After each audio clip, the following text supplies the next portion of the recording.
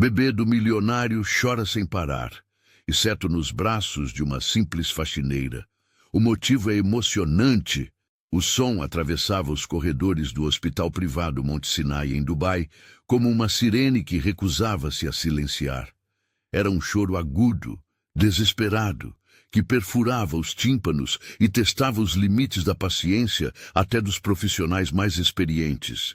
O berçário de luxo da ala VIP, com suas paredes revestidas em tons suaves de marfim e equipamentos de última geração, parecia um campo de batalha sonoro.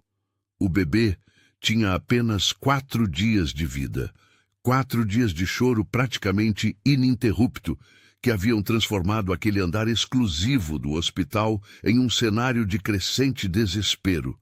Médicos especialistas, trazidos de Londres, Zurique e Boston, já haviam realizado todos os exames imagináveis.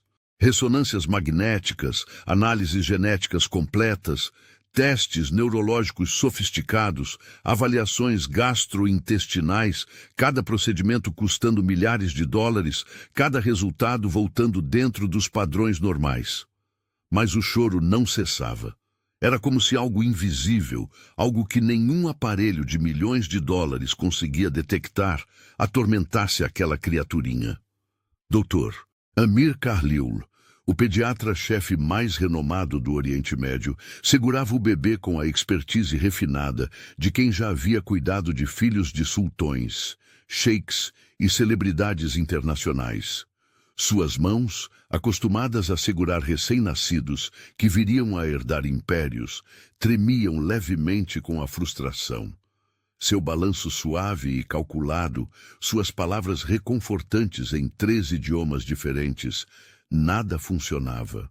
O rostinho vermelho e contorcido do bebê exprimia uma angústia que parecia desproporcional para alguém tão pequeno e cercado de tanto luxo. Em 43 anos de carreira, atendendo as famílias mais importantes do mundo, nunca vi nada remotamente parecido com isto, murmurou ele para a enfermeira-chefe Patrícia Neves, uma brasileira experiente que havia sido recrutada do Hospital Sírio-Libanês em São Paulo com um salário de 6 dígitos. É como se ele estivesse experimentando uma dor existencial que transcende o físico. Todos os indicadores médicos são perfeitos, mas claramente algo está profundamente errado. Patrícia observava a cena com seus olhos castanhos arregalados, sua experiência de 28 anos parecendo inadequada diante daquele mistério. Dr. Khalil, já tentamos absolutamente tudo que está nos protocolos e além deles. Diferentes técnicas de embalo, músicas específicas, aromaterapia, até trouxemos um especialista em acupuntura neonatal de Pequim. Nada teve efeito. O bebê era filho de Rodrigo Almeida Brandt, um dos empresários mais poderosos do Brasil e do mundo. Aos 38 anos, Rodrigo havia construído um império tecnológico avaliado em mais de 8 bilhões de dólares, com sede em São Paulo, mas operações espalhadas por todos os continentes. Suas empresas dominavam mercados de inteligência artificial, biotecnologia e energia renovável. A revista Forbes o listava entre os 50 homens mais influentes do planeta. Mas todo aquele poder, toda aquela riqueza, toda aquela influência não serviam para absolutamente nada quando se tratava de acalmar seu próprio filho. A mãe do bebê, Marcela Vitorino Brandt, estava na suíte presidencial adjacente, um espaço que mais parecia um apartamento de luxo do que um quarto de hospital, com um piso de mármore importado, obras de arte nas paredes e uma vista panorâmica da marina de Dubai. Ela tinha 29 anos, era uma ex-modelo que havia estampado capas das principais revistas de moda do mundo antes de se casar com Rodrigo. Seus cabelos loiros platinados caíam em ondas perfeitas sobre os ombros, mesmo após o trauma de uma cesariana de emergência. Seus olhos azuis claros, que normalmente hipnotizavam em ensaios fotográficos, agora estavam inchados e vermelhos de tanto chorar. Marcela já havia tentado amamentar o filho incontáveis vezes, mas o pequeno recusava o seio violentamente, arqueando as costas e intensificando o choro sempre que ela o tocava. Cada rejeição era uma punhalada em seu coração, uma confirmação de seus piores medos de inadequação maternal. Talvez seu leite esteja com algum problema, sugeriu sua sogra, Helena Brandt, uma mulher de 62 anos com cabelos grisalhos, impecavelmente arrumados, e um colar de pérolas que custava mais do que uma casa. A sugestão veio com um tom de julgamento mal disfarçado que fez Marcela sentir-se ainda menor. Os testes do leite estão perfeitos, dona Helena, interveio Patrícia diplomaticamente, embora por dentro ela quisesse mandar aquela mulher embora. A composição é ideal, o problema não está aí. Mas Marcela já havia internalizado a culpa. Ela olhava para seu corpo, que havia sido esculpido por anos de dietas rigorosas e exercícios intensos para manter os padrões da moda, e se perguntava se havia algo fundamentalmente quebrado nela. Talvez ela não tivesse sido feita para ser mãe.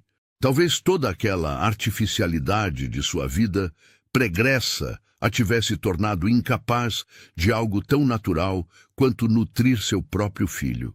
As outras mães na ala VIP, esposas de diplomatas, de magnatas do petróleo, de astros de Hollywood, compartilhavam momentos idílicos com seus bebês, postando fotos filtradas nas redes sociais de maternidade perfeita.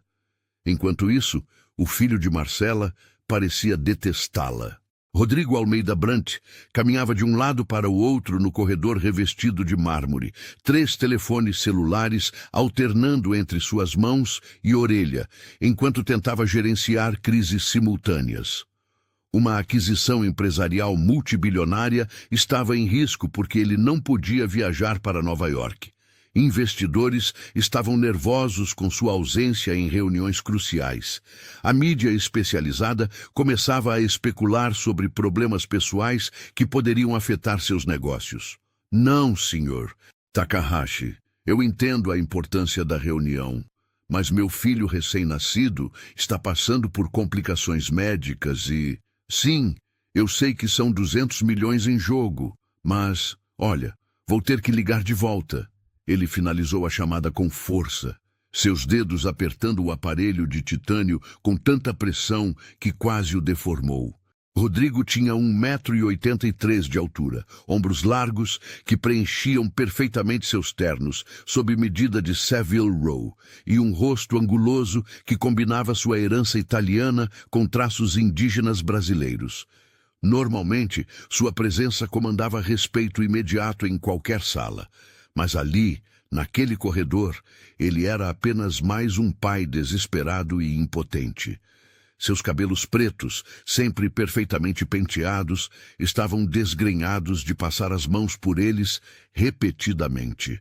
A barba de 3 dias dava-lhe uma aparência desalinhada que seus sócios nunca haviam visto. As olheiras profundas denunciavam as noites sem dormir, tornadas ainda mais torturantes pelo eco incessante do choro de seu filho. O som atravessava as paredes como se elas fossem feitas de papel, apesar de serem construídas com isolamento acústico de última geração que havia custado uma fortuna.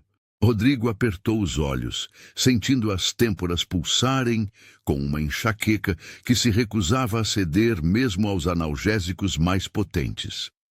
Ele havia imaginado a chegada do primeiro filho como um momento de triunfo. Tinha planos elaborados. O garoto seria criado para eventualmente assumir o império empresarial. Teria a melhor educação que o dinheiro pudesse comprar. Frequentaria as melhores escolas da Europa. Faria estágio em todas as divisões da empresa. Rodrigo já havia estabelecido um fundo fiduciário de 50 milhões de dólares para garantir que a criança nunca quisesse por nada. Mas nada disso importava se ele não conseguisse nem mesmo acalmar o choro de seu filho. Senhor Brandt, chamou o Dr. Carlyle, aproximando-se com uma expressão grave. Precisamos conversar. Eles se retiraram para uma sala de consulta privativa, onde o médico fechou a porta cuidadosamente. Rodrigo, Você precisa entender que estamos diante de um fenômeno que desafia a explicação médica convencional. Seu filho está fisicamente saudável. Cada sistema do corpo dele está funcionando perfeitamente. Mas há claramente um componente psicológico ou emocional que não estamos conseguindo abordar. O que você está sugerindo? Terapia para um bebê de 4 dias? A frustração cortante na voz de Rodrigo não era dirigida ao médico, mas à situação impossível. Estou sugerindo que consideremos que talvez haja dinâmicas emocionais no ambiente que estejam afetando a criança. Bebês são extremamente sensíveis a tensões, ansiedades, conflitos não verbalizados. Você está dizendo que eu e Marcela somos o problema? Rodrigo se levantou bruscamente, sua altura e presença física dominando o espaço. Não estou dizendo que vocês são o problema. Estou dizendo que situações de alto estresse afetam recém-nascidos de maneiras que ainda estamos aprendendo a compreender. A pressão que vocês estão sob, as expectativas, o escrutínio público, a magnitude de suas responsabilidades, tudo isso cria uma atmosfera que uma criança tão nova pode estar absorvendo. Rodrigo afundou de volta na cadeira, a realidade das palavras penetrando sua armadura de executivo bem-sucedido. Então o que fazemos? Eu não posso simplesmente desligar minha vida, minhas responsabilidades. Não estou sugerindo isso. Mas talvez precisemos pensar fora dos protocolos médicos tradicionais. Foi então que ela apareceu. Ninguém da família Brandt ou da equipe médica de elite prestou muita atenção quando a mulher de uniforme cinza discreto surgiu empurrando um carrinho de limpeza pelo corredor da ala VIP. Era por volta das 7 da manhã. Horário da limpeza matinal rigorosa que mantinha aquele andar impecável segundo padrões hospitalares internacionais. Ela tinha aproximadamente 58 anos, cabelos castanhos com fios grisalhos presos em um rabo de cavalo simples e um rosto marcado pelo tempo e por uma vida de trabalho árduo. Suas mãos eram calejadas, com unhas curtas e práticas. Ela caminhava com uma leve claudicação na perna direita. Sequela de um acidente anos atrás, que nunca havia sido tratado adequadamente por falta de recursos. Seu nome era Conceição Torres. Conceição trabalhava no Hospital Monte Sinai há 12 anos. Era uma presença constante, mas praticamente invisível. Alguém que mantinha os quartos VIP brilhando, que garantia que cada superfície estivesse impecável para os pacientes milionários e bilionários que desfilavam por ali. As pessoas a cumprimentavam com um aceno distraído quando o faziam, mas raramente realmente a viam. Para a maioria, ela era apenas mais uma funcionária da limpeza, alguém cuja história e vida não importavam além de sua capacidade de manter tudo limpo e organizado. Mas havia algo em Conceição que poucas pessoas percebiam. Seus olhos castanhos escuros tinham uma profundidade serena, uma paz que contrastava fortemente com o caos ao seu redor. Quando ela entrava em um ambiente, era como se carregasse consigo uma atmosfera de tranquilidade que pairava levemente no ar. Naquela manhã, Conceição estava designada para limpar os quartos da ala VIP de maternidade. Ela começou pelo corredor, passando o pano com movimentos metódicos e precisos que vinham de mais de uma década de prática. Mas algo a fez parar. O choro do bebê na suíte presidencial era diferente dos outros choros que ela ouvia diariamente. Não era apenas desconforto ou fome, era desespero puro, uma angústia que parecia desproporcional. Conceição olhou para a porta entreaberta da suíte. Através da fresta, podia ver Dr. Carlil e 2 enfermeiras ao redor do bebê, todos com expressões de frustração impotente. O choro continuava, implacável, preenchendo cada centímetro daquele espaço luxuoso com sua urgência desesperada. Algo dentro de Conceição se mexeu. Era um instinto que ela não conseguia explicar racionalmente, uma compulsão de ajudar que ia muito além de suas responsabilidades profissionais. Ela hesitou, consciente de que uma faxineira interrompendo uma equipe médica de elite era algo completamente fora de protocolo. Mas o choro... Ela estacionou seu carrinho cuidadosamente e, reunindo coragem, bateu levemente na porta. "Com licença, doutor." "Khalil", disse ela com voz suave, quase tímida, consciente de que estava pisando em território onde normalmente não seria bem-vinda. "Eu sei que não é meu lugar, mas posso tentar?" Dr. Khalil ergueu os olhos, surpreso de ver a funcionária da limpeza na porta. Normalmente ele teria recusado imediatamente. Havia protocolos rígidos, hierarquias a manter, padrões profissionais. Mas estava tão exausto e desesperado que nem pensou em questionar. "Conceição, certo? Você trabalha neste andar há anos." Ela assentiu. "Suas mãos estão limpas?" "Eu lavo muitas vezes ao dia, senhor. Faz parte do meu trabalho." "Então, sim, por que não? Neste ponto estou disposto a tentar qualquer coisa."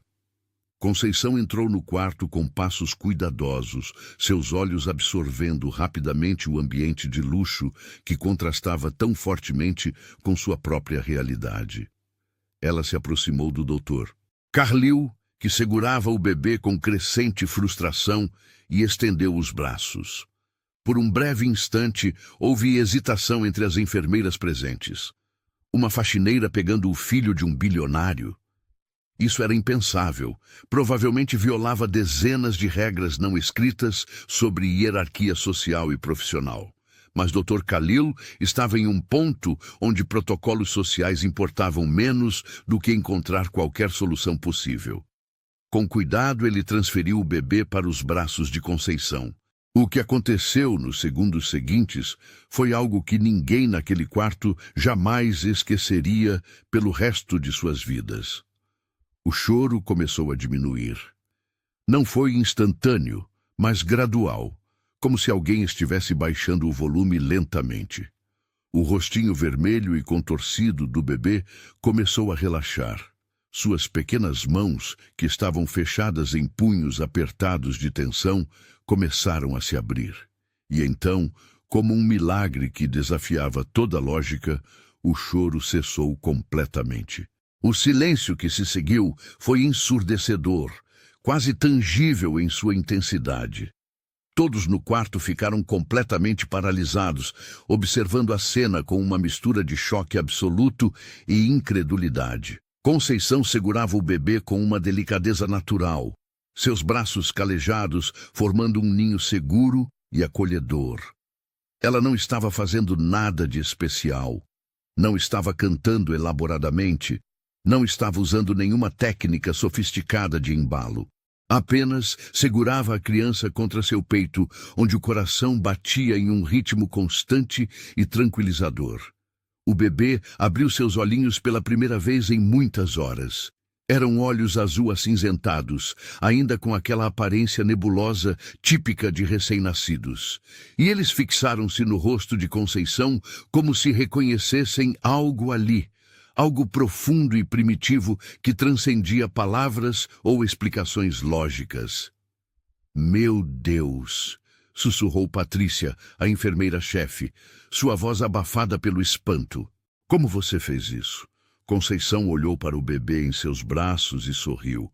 Um sorriso pequeno, mas cheio de uma ternura que iluminou seu rosto cansado e marcado. "Eu não fiz nada de especial, senhora. Apenas o segurei. Mas havia algo mais. Todos na sala podiam sentir. Havia uma conexão, uma química inexplicável entre aquela faxineira de meia-idade e aquele bebê de 4 dias, filho de um bilionário.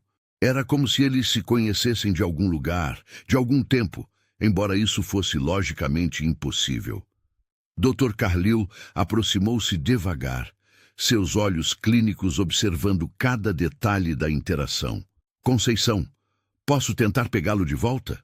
Apenas para testar uma teoria." Ela assentiu e cuidadosamente transferiu o bebê de volta para os braços experientes do médico. A reação foi imediata e dramática. O rostinho do bebê começou a se contorcer novamente, as pequenas sobrancelhas franzindo-se, e em questão de segundos, o choro recomeçou com toda a intensidade anterior. Era como se um interruptor emocional tivesse sido acionado. Extraordinário! Murmurou o Dr. Carlyle, devolvendo rapidamente o bebê para Conceição. Absolutamente extraordinário. E novamente, assim que ele estava nos braços da faxineira, o choro cessou instantaneamente. O bebê relaxou, sua respiração se acalmou, e ele até deu um pequeno suspiro de contentamento, como se estivesse finalmente em paz após dias de tormento.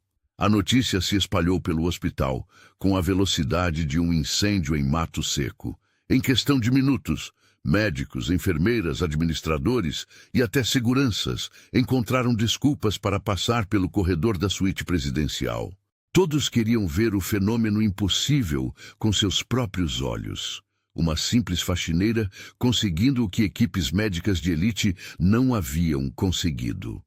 Marcela foi informada do que estava acontecendo por Patrícia, que entrou na suíte onde a jovem mãe estava deitada, olhando sem ver para o teto ornamentado. Senhora Brandt, há algo que você precisa ver. Apoiando-se nas paredes, ainda dolorida da cesariana, Marcela arrastou-se até o berçário adjacente. Quando ela entrou e viu uma completa estranha, uma funcionária da limpeza com uniforme simples, segurando seu filho, e seu filho finalmente, milagrosamente, em silêncio, algo dentro dela se partiu em milhões de pedaços. Quem é você?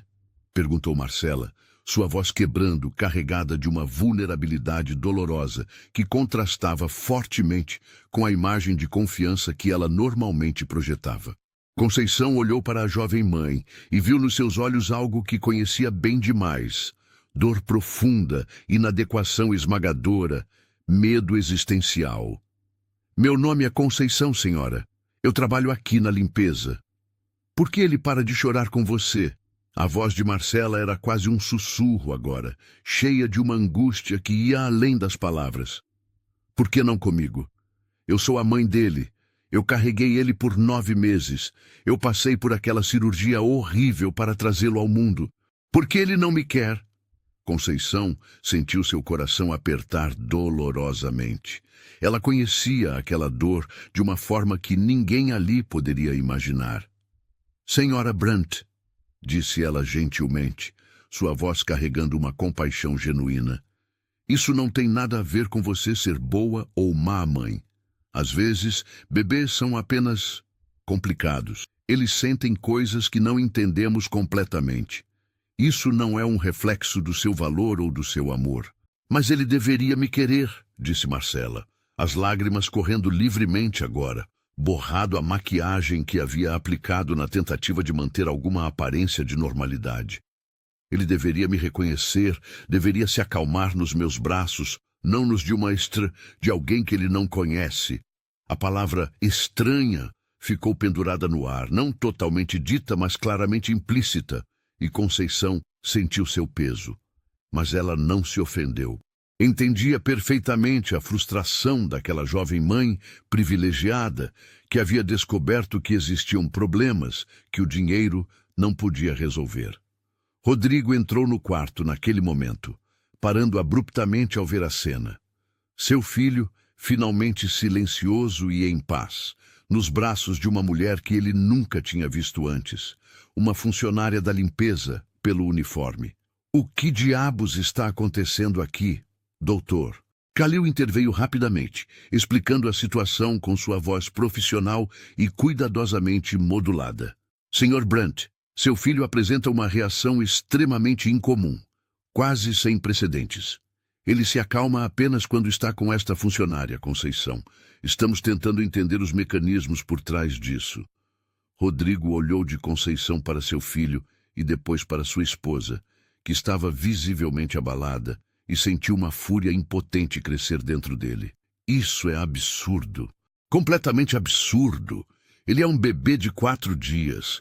Como pode ter preferência por uma pessoa aleatória ao invés de seus próprios pais?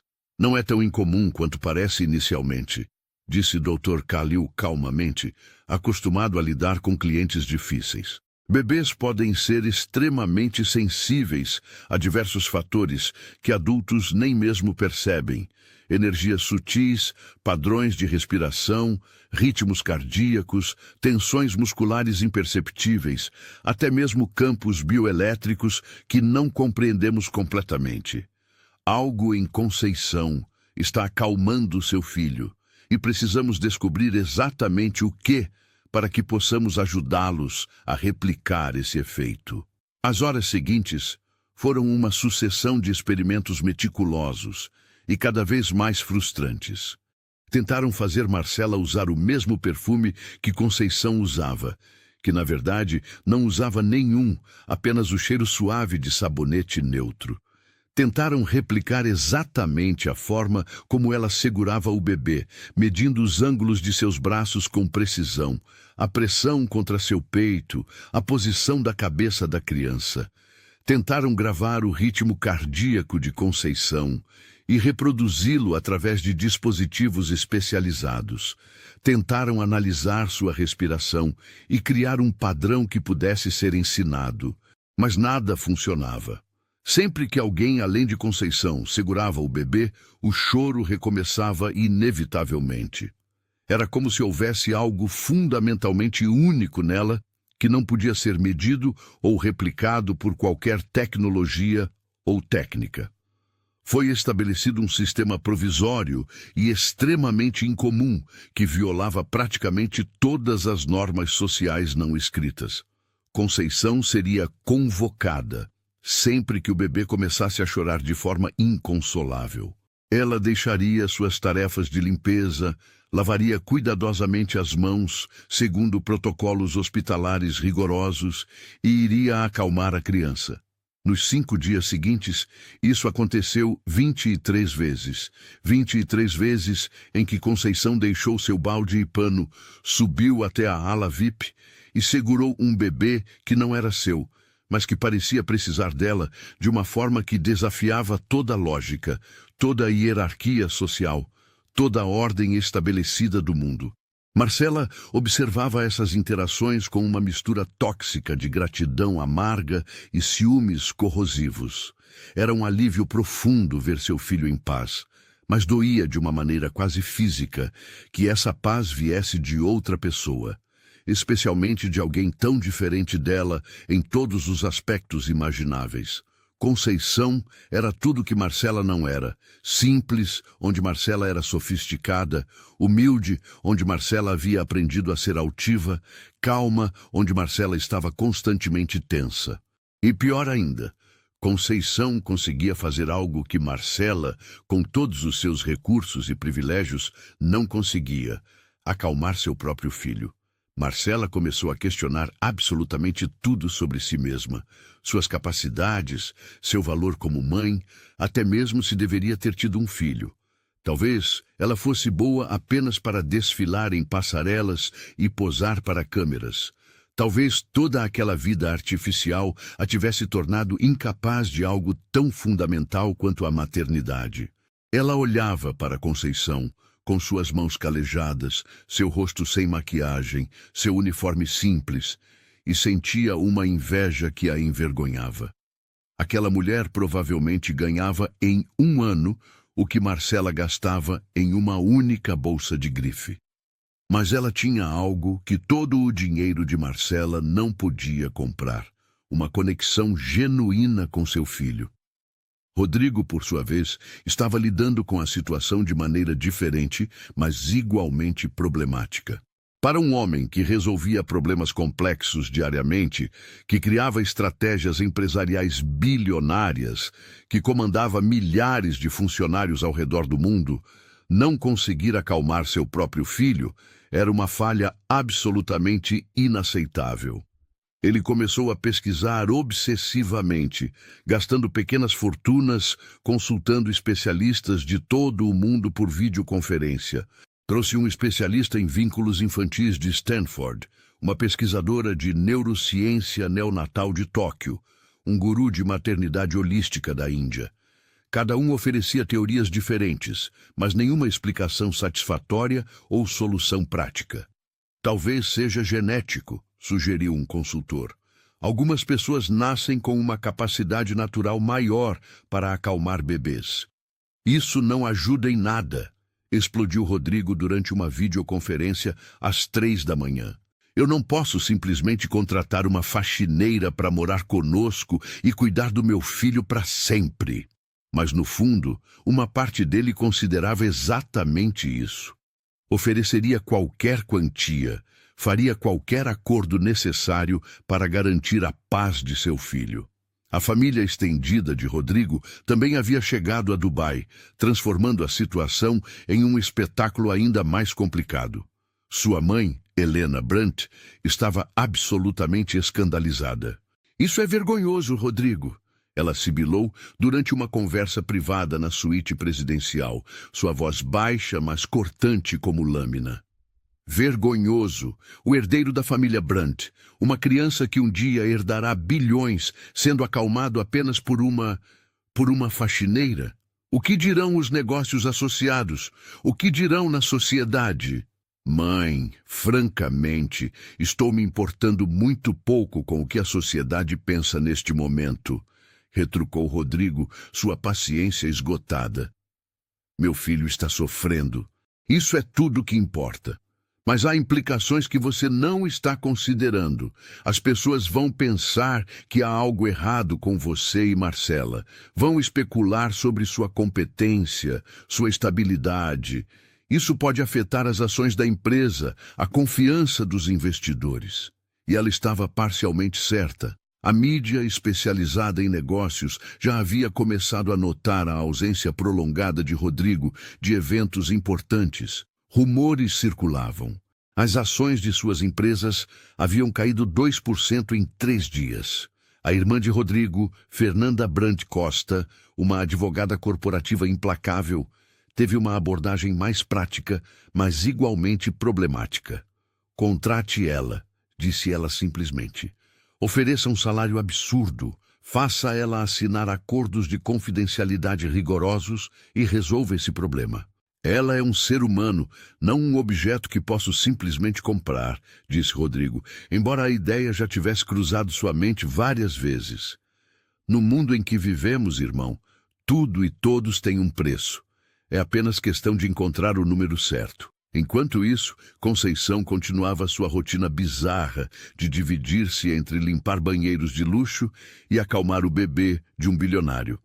Era surreal para ela, esse contraste extremo entre suas realidades. Em um momento, ela estava de joelhos esfregando pisos, e no próximo estava segurando cuidadosamente uma criança que tinha mais dinheiro em fundos fiduciários do que ela ganharia em 1000 vidas. Seus colegas de trabalho reagiram com uma mistura de incredulidade e ciúmes. Quem você pensa que é? Disse Rosa, uma colega venezuelana que trabalhava no mesmo andar. Agora está muito importante para limpar banheiros conosco? Não é assim, Rosa, respondeu Conceição cansadamente. Eu ainda faço todo o meu trabalho. É apenas que o bebê precisa de mim às vezes. O bebê precisa de você, Rosa repetiu com sarcasmo amargo. Claro, e eu suponho que você vai receber um grande bônus por isso. Talvez até uma promoção. A verdade era que Conceição não havia recebido nada, além de alguns agradecimentos formais. Ninguém havia oferecido compensação extra pelo tempo adicional que ela passava na ala VIP. Ela continuava ganhando seu salário modesto de sempre. Continuava morando em seu pequeno apartamento compartilhado com 2 outras mulheres imigrantes. Continuava enviando a maior parte de seu dinheiro de volta para casa, no Brasil, para apoiar sua família. Mas ela não fazia isso pelo dinheiro. Fazia porque algo dentro dela, algo profundo e instintivo, não conseguia dizer não àquela criança que chorava. Uma semana após o nascimento, a equipe médica insistiu em uma reunião formal para discutir a situação. Presentes estavam Rodrigo e Marcela, Dr. Amir Carlil, a psicóloga hospitalar, doutora Samira El Amin, especialista em vínculos parentais que havia voado de Londres. E para sua grande surpresa e desconforto, Conceição. Era profundamente estranho para Conceição estar sentada em uma sala de conferências luxuosa do hospital, um lugar onde normalmente só entrava para limpar. Os outros ocupantes estavam em cadeiras de couro italiano, que custavam mais do que ela ganhava em 6 meses. Suas mãos calejadas descansavam desconfortavelmente sobre a mesa de mogno polido, parecendo completamente fora de lugar. Obrigada por vir, Conceição, disse Dr. Carlil com um sorriso que tentava ser reconfortante. Sabemos que esta é uma situação extremamente incomum, mas precisamos entender o que está acontecendo, doutora. Samira El Amin, uma mulher elegante de 40 e poucos anos, com hijab de seda e óculos de armação dourada, folheava algumas anotações. Casos como este são raros, mas não completamente sem precedentes. Na literatura médica, há documentação esporádica de bebês desenvolvendo apegos específicos baseados em diversos fatores, composições de feromônios, ritmos cardíacos específicos, padrões de voz, até mesmo campos bioelétricos que a ciência ainda não compreende completamente. Mas é uma faxineira, interrompeu Rodrigo antes que pudesse se controlar. E imediatamente se arrependeu ao ver o olhar fulminante que sua esposa lhe lançou. Desculpe, não quis soar. O que eu quero dizer é que não faz sentido. Marcela e eu somos os pais dele. Nós o amamos. Por que ele escolheria uma pessoa aleatória ao invés de nós? Ele não está escolhendo, corrigiu doutora Samira firmemente. Essa linguagem implica uma deliberação consciente que bebês simplesmente não possuem.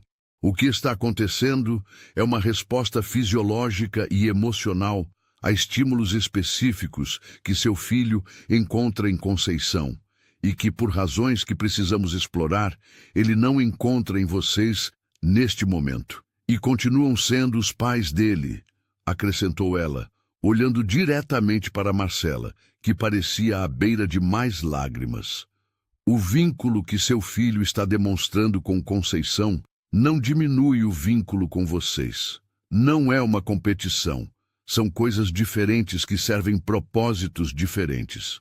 Marcela olhou para Conceição através da mesa, seus olhos vermelhos e inchados. Você tem filhos? Perguntou, sua voz carregada de uma vulnerabilidade crua.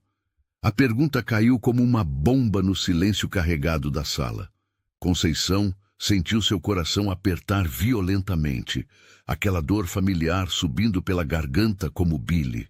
Ela poderia mentir, poderia desviar, poderia manter aquela parte de sua vida privada trancada onde sempre esteve. Mas algo naquele momento exigia honestidade brutal.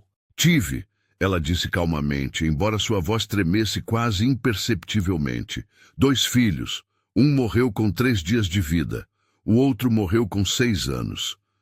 O silêncio que se seguiu foi absoluto e sufocante. Marcela levou a mão à boca, seus olhos arregalando-se com um horror compreensivo. Até Rodrigo, com toda sua armadura de executivo implacável, pareceu ser fisicamente atingido pela revelação. Meu Deus, sussurrou Marcela. Eu sinto muito, imensamente. Conceição assentiu, aceitando a condolência com a prática cansada de quem já a recebeu dezenas de vezes ao longo de décadas. Foi há muito tempo, 28 anos desde o segundo. Doutora Samira se inclinou para frente, seu interesse profissional claramente despertado, mas também um toque de compaixão genuína em seus olhos. Conceição, você se importaria de falar um pouco sobre o que aconteceu? Eu entendo que é doloroso, mas pode ser extremamente relevante para entendermos a situação que estamos enfrentando. Conceição respirou fundo, preparando-se para revisitar memórias que ela normalmente mantinha cuidadosamente trancadas. E então, pela primeira vez em anos, ela começou a contar sua história. Conceição.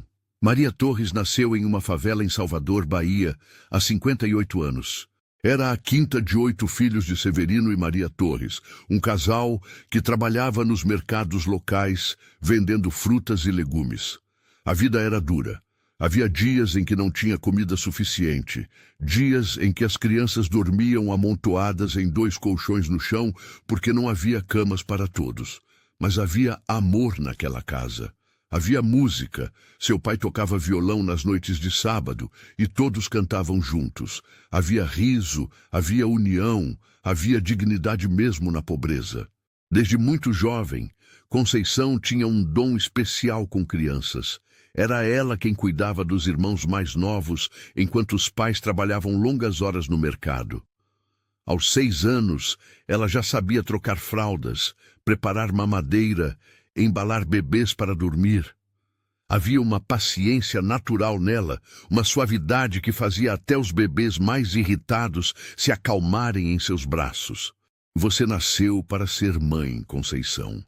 Sua própria mãe costumava dizer, observando como ela ninava o caçula da família com amor que parecia desproporcional para uma criança tão jovem.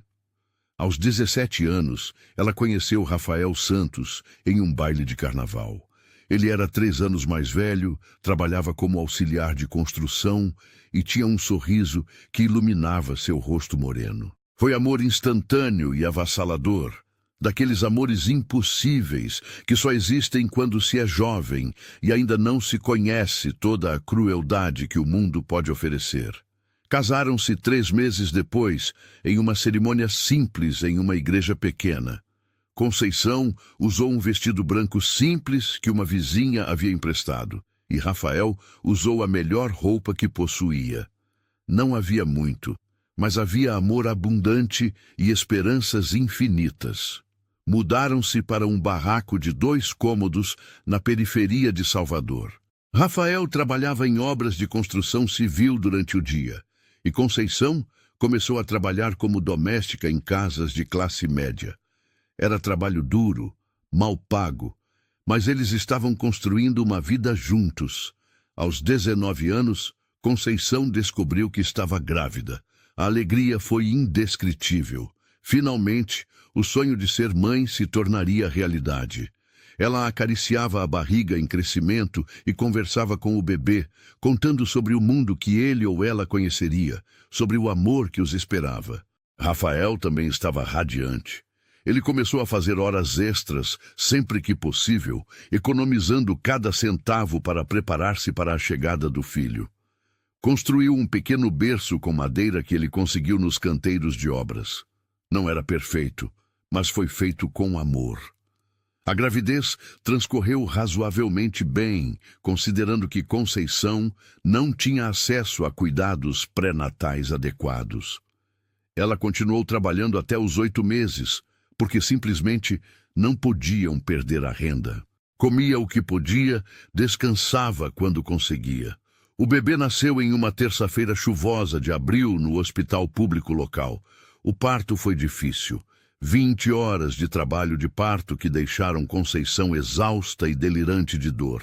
Mas quando finalmente ouviu o choro do bebê, tudo pareceu valer cada segundo de sofrimento. É um menino, anunciou a enfermeira, colocando a criança sobre o peito de Conceição. Um menino, seu filho, perfeito em todos os sentidos, com dedinhos minúsculos e um rostinho que parecia um milagre. Conceição olhou para aquela criaturinha e sentiu um amor tão intenso que transcendia qualquer coisa que ela havia experimentado. Pedro, ela sussurrou. Vamos chamá-lo de Pedro. Rafael, com lágrimas escorrendo pelo rosto, beijou a testa de Conceição e depois a do filho. Pedro Santos, nosso menino. Eles tiveram 72 horas com Pedro. 72 horas em que o seguraram, tentaram alimentá-lo, tiraram uma foto com uma câmera descartável emprestada. 72 horas em que eram uma família, realizando sonhos antigos. Então, tudo desmoronou.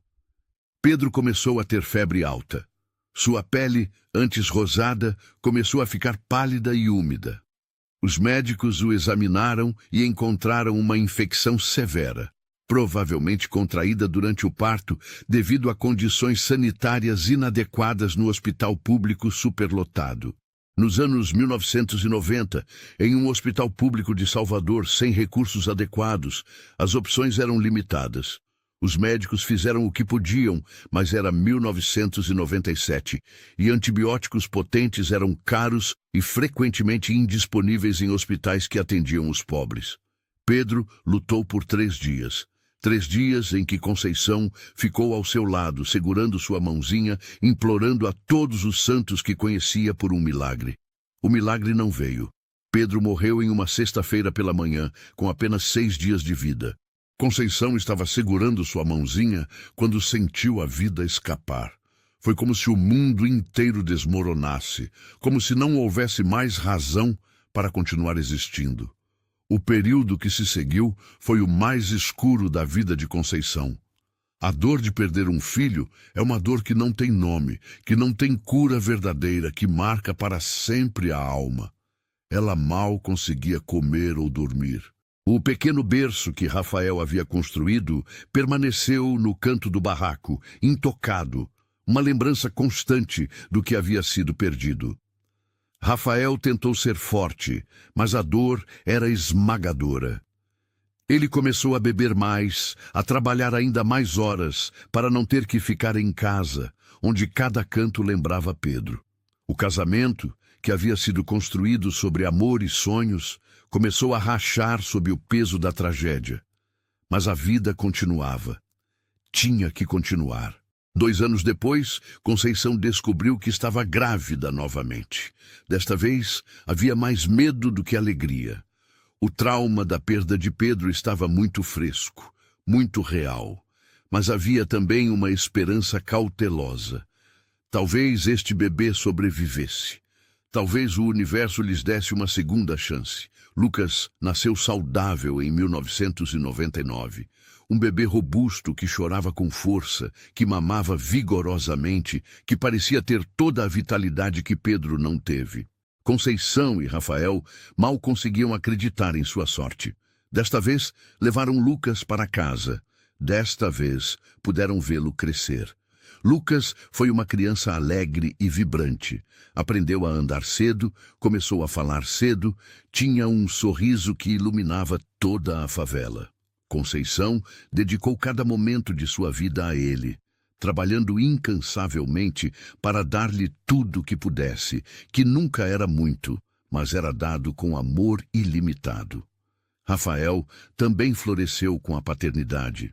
Ele parou de beber, começou a passar mais tempo em casa, ensinava Lucas a chutar uma bola, contava-lhe histórias antes de dormir. Foram 6 anos bons. Não fáceis. A pobreza nunca é fácil, mas havia alegria, havia amor, havia uma família que havia sobrevivido à tragédia e encontrado uma maneira de continuar. Então, o destino cruel atingiu novamente. Lucas tinha 6 anos quando contraiu dengue. No início, parecia apenas uma febre comum, mas rapidamente se agravou. No hospital público superlotado, levou horas para que ele fosse atendido adequadamente. Quando finalmente foi diagnosticado, já era dengue hemorrágica em estágio avançado. Os médicos lutaram. Conceição e Rafael imploraram.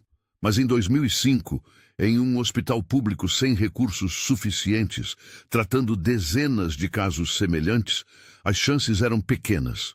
Lucas morreu após 4 dias de luta. Conceição estava segurando sua mão, exatamente como havia segurado a de Pedro anos antes, sentindo a vida escapar mais uma vez. Desta vez, foi demais. A dor era tão intensa que Conceição honestamente não sabia como continuar respirando.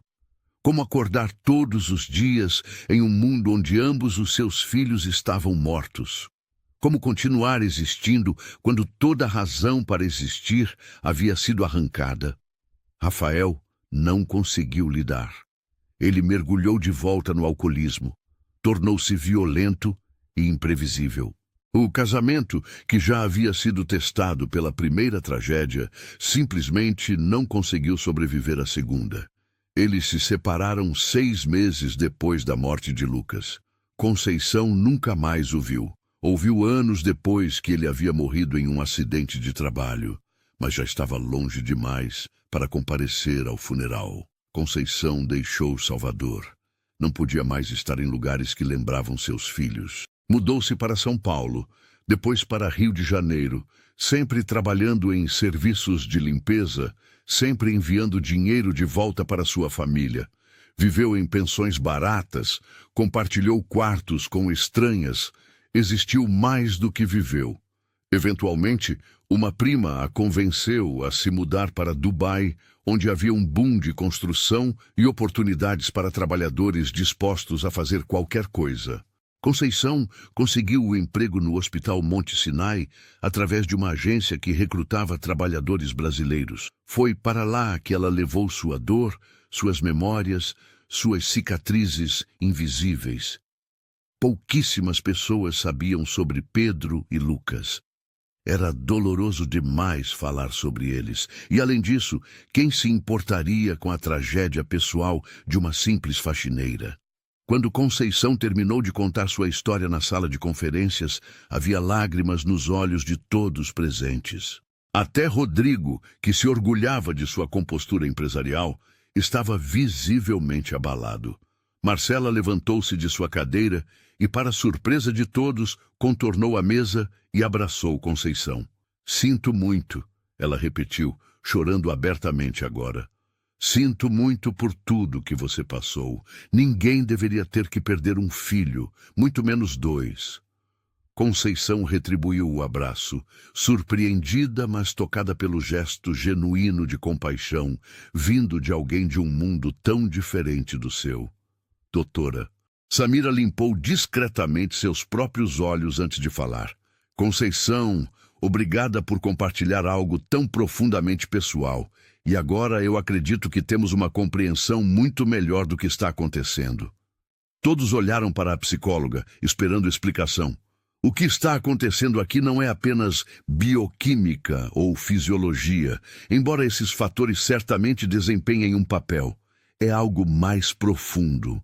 Conceição carrega dentro dela uma compreensão visceral do que é precioso e frágil sobre a vida. Ela conhece, de maneira que a maioria de nós felizmente nunca conhecerá, o quão facilmente uma vida pode ser perdida. Mas essa experiência traumática não a deixou amargurada ou quebrada, pelo menos não permanentemente. De alguma forma, através de décadas de processamento, através de simplesmente continuar a existir e encontrar maneiras de sobreviver, ela desenvolveu uma calma profunda, uma aceitação da impermanência da vida. Quando ela segura seu bebê, Sr. e Sra. Brant, ele não sente ansiedade. Ele não sente o peso de expectativas impossíveis, de pressões para ser perfeito, de medo de falhar. Ele sente paz. Ele sente alguém que já perdeu tudo e mesmo assim continua. Alguém que sabe que cada momento com uma criança é precioso e não deve ser desperdiçado em preocupações e tensões. Vocês, por outro lado, carregam o peso de suas posições. Marcela, você está sob pressão enorme para ser a mãe perfeita, para não falhar diante do escrutínio da sociedade e da família. Rodrigo, você está tentando balancear responsabilidades que pesam sobre milhares de pessoas. Essa tensão, mesmo que inconsciente, é algo que seu filho sente. É por isso que ele se acalma com ela e não com vocês, ainda. Mas isso pode mudar, deve mudar, porque vocês são os pais dele e é com vocês que ele precisa desenvolver seu vínculo primário. Rodrigo finalmente falou, sua voz mais suave do que ninguém havia ouvido. Como fazemos isso? Como aprendemos o que ela sabe? Parte disso vem apenas com tempo e experiência, respondeu doutora Samira. Mas parte pode ser ensinada. Não através de técnicas ou métodos, mas através de estar presente, de deixar ir algumas das pressões que vocês colocam em si mesmos, de aceitar que a paternidade perfeita não existe. Nos dias seguintes, algo surpreendente começou a acontecer. Conceição, Essa mulher que normalmente era invisível no hospital, de repente se tornou uma professora improvável para um casal bilionário. Não foram lições formais. Conceição não tinha educação para dar palestras ou criar currículos. Mas entre os momentos em que acalmava o bebê, ela começava a compartilhar pequenas observações, pequenas verdades que havia aprendido através de sua própria jornada dolorosa. A senhora está muito tensa, ela disse suavemente a Marcela durante uma tarde, quando a jovem mãe tentava mais uma vez amamentar o bebê. Eu posso ver em seus ombros, na forma como segura a mandíbula. O bebê sente isso. Como posso não estar tensa? Respondeu Marcela com frustração familiar. Cada vez que tento alimentá-lo, ele chora. Cada vez que tento segurá-lo, ele se arqueia como se eu fosse machucá-lo. Como posso relaxar quando estou constantemente falhando? Conceição colocou uma mão gentil no ombro de Marcela. Você não está falhando. Você está aprendendo. Todos os pais precisam aprender. Eu também precisei aprender e cometi muitos erros. Mas você tinha aquele dom natural, protestou Marcela. Não é um dom, corrigiu Conceição. É apenas aceitação. Aceitação de que não posso controlar tudo, de que algumas coisas vão dar errado, não importa o quanto eu tente, e que isso está bem. Quando segurei Pedro pela primeira vez, eu estava aterrorizada. Não sabia o que estava fazendo, mas eu aceitei que não saber estava bem, que iria aprender ao longo do caminho. Você precisa respirar, senhora Marcela. Respirar fundo, devagar, sentir seu corpo relaxar e então tentar novamente, mas desta vez sem a expectativa de perfeição. Apenas tentando. Marcela seguiu as instruções, inalando profundamente, sentindo seus ombros baixarem. Quando pegou o bebê novamente, algo era diferente. Ele ainda ficou inquieto, mas não começou a chorar imediatamente. Era um pequeno progresso, mas era progresso. Conceição também começou a trabalhar com Rodrigo, embora ele fosse inicialmente muito mais resistente. Executivos bilionários não estão acostumados a receber conselhos de faxineiras. O senhor está sempre no telefone, observou Conceição em uma manhã, quando Rodrigo estava tentando acalmar o bebê, enquanto simultaneamente participava de uma videoconferência com o som no mudo. Mesmo quando segura ele, sua mente está em outro lugar. Os bebês sabem disso. Eu tenho responsabilidades, disse Rodrigo defensivamente. Milhares de pessoas dependem das decisões que tomo. Não posso simplesmente desligar minha vida. Eu entendo, senhor, respondeu Conceição calmamente. Mas neste momento, segurando seu filho, você precisa estar aqui. Completamente aqui. Não pensando na próxima reunião, não planejando a próxima estratégia, apenas aqui, com ele. Quando segurava Lucas, ela continuou, sua voz ficando mais suave com a memória. Eu costumava trabalhar 12, 14 horas por dia. Voltava para casa exausta, mal conseguia ficar de pé. Mas quando o pegava, eu fazia um esforço consciente de esquecer tudo mais. Por aqueles minutos ou horas, não havia contas para pagar, não havia trabalho esperando, havia apenas nós dois. Rodrigo olhou para a mulher à sua frente.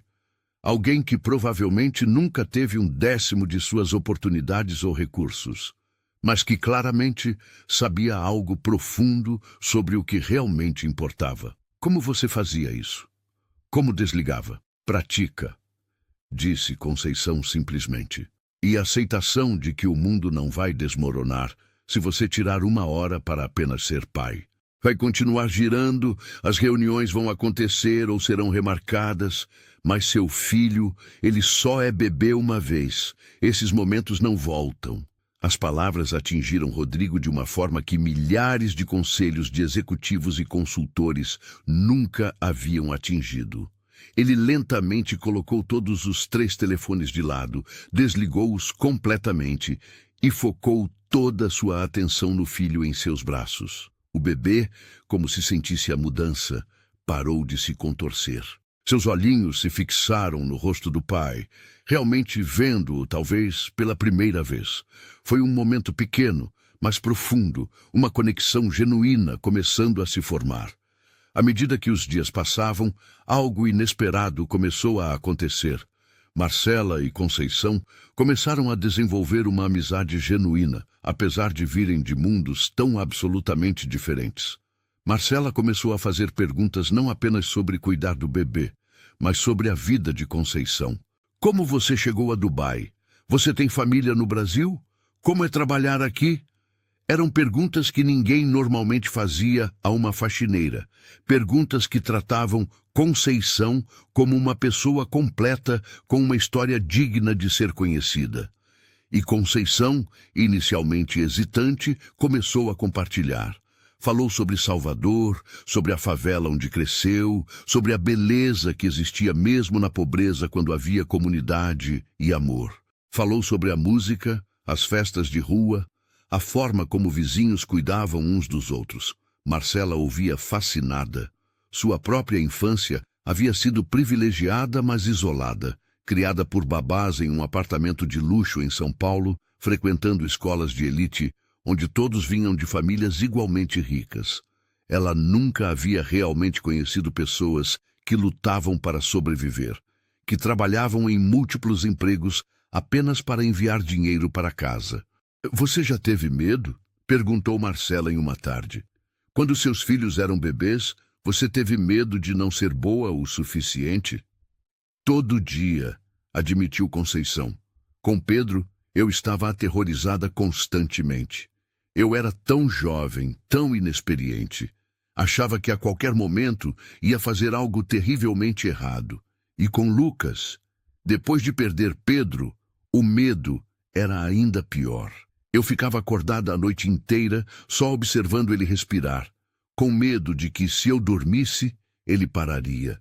Mas você parece tão confiante quando segura meu filho, disse Marcela, porque aprendi que o medo não ajuda. Ele sente o medo e fica assustado também. Então eu respiro, deixo o medo ir embora o melhor que posso e apenas seguro ele com amor.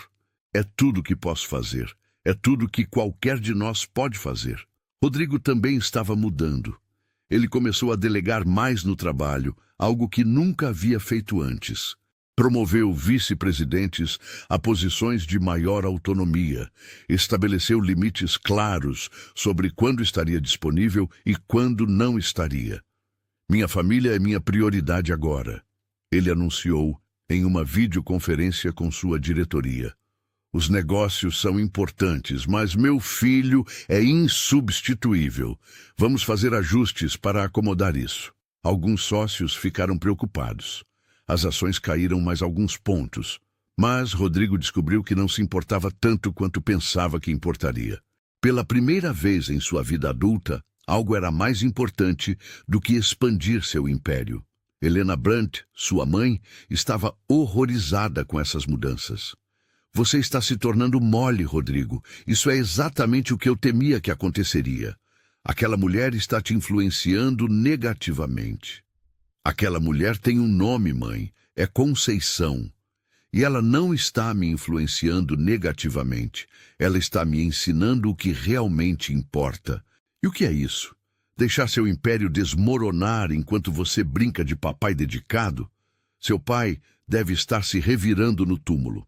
Rodrigo sentiu raiva subir, mas a conteve. Pai morreu de ataque cardíaco aos 54 anos, mãe. Morreu em seu escritório, sozinho, trabalhando em um domingo. Ele construiu um império, mas mal conhecia seus próprios filhos.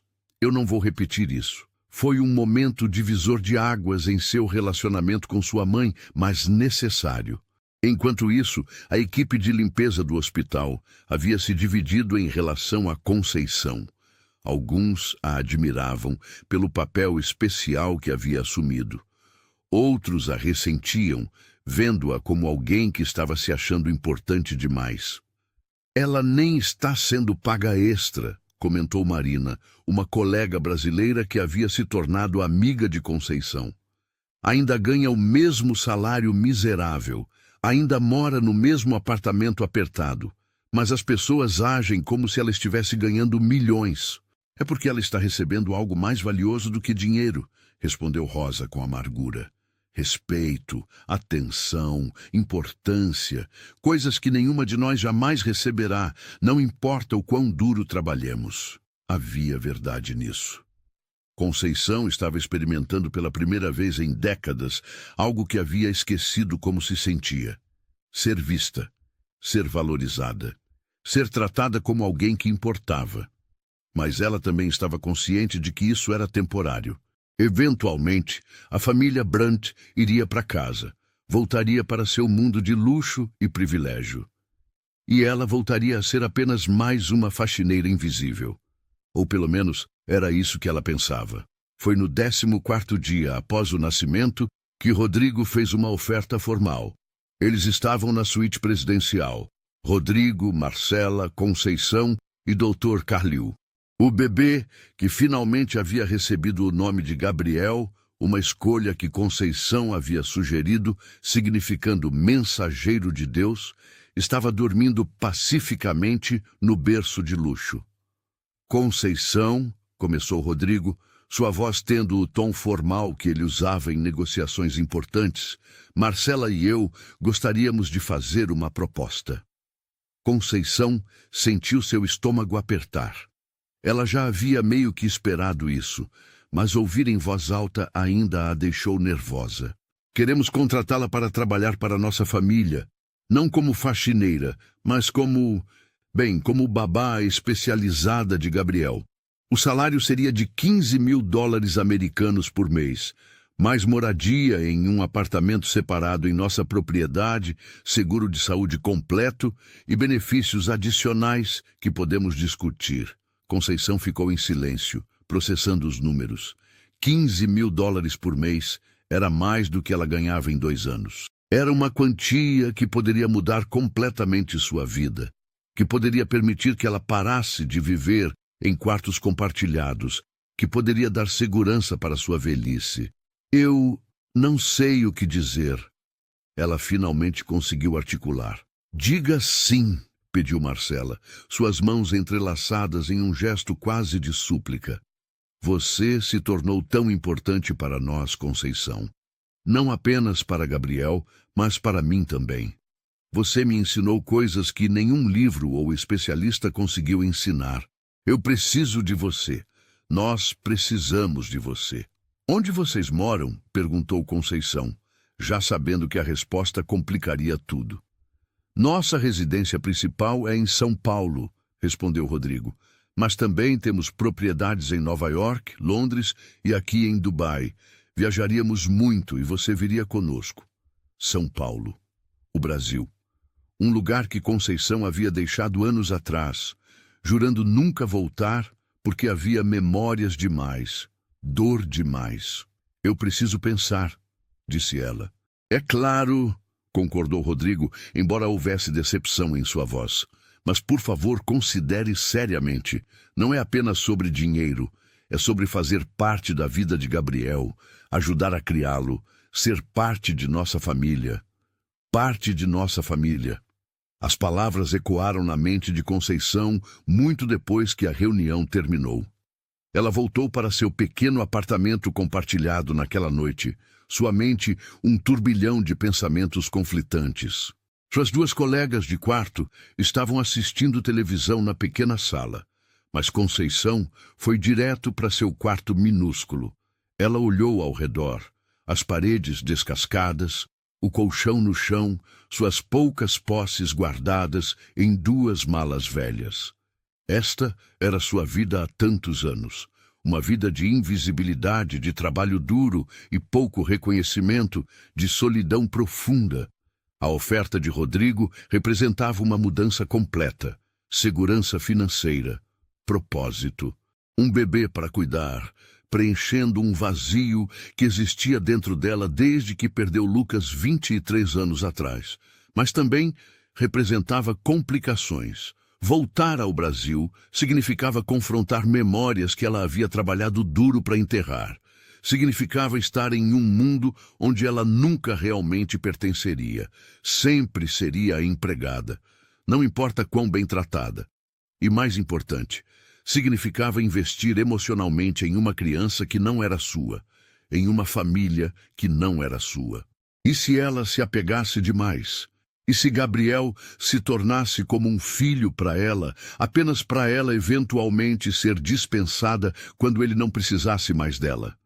Ela poderia sobreviver a perder outro filho, mesmo que apenas emocionalmente desta vez? Conceição ajoelhou-se ao lado de sua cama e, pela primeira vez em anos, rezou. Não pedindo orientação divina necessariamente, mas apenas tentando organizar seus próprios pensamentos, conectar-se com algo maior do que sua própria confusão. Enquanto Conceição lutava com sua decisão, Marcela e Rodrigo também estavam tendo conversas difíceis. E se ela recusar? Perguntou Marcela, o pânico evidente em sua voz. Eu não sei se consigo fazer isso sem ela, Rodrigo. Eu sei que deveria ser capaz, que deveria ser forte o suficiente, mas você é forte o suficiente, assegurou Rodrigo, abraçando-a. Olhe o quanto você progrediu em apenas 2 semanas. Você consegue acalmar Gabriel agora, pelo menos às vezes. Você está amamentando com mais sucesso. Você está se tornando a mãe que sempre foi capaz de ser. Mas é porque ela me ensinou. É porque ela estava aqui, me guiando. E isso não desaparece se ela for embora. Você internalizou essas lições. Elas são suas agora. Mas Rodrigo também estava preocupado com a possível recusa. Não apenas porque facilitaria as coisas ter Conceição por perto, mas porque ele também havia desenvolvido um respeito profundo por aquela mulher. Ela representava algo que ele não tinha muito em sua vida. Autenticidade genuína, sabedoria nascida de sofrimento real, perspectiva que não podia ser comprada. Dr. Carlil foi consultado sobre a situação.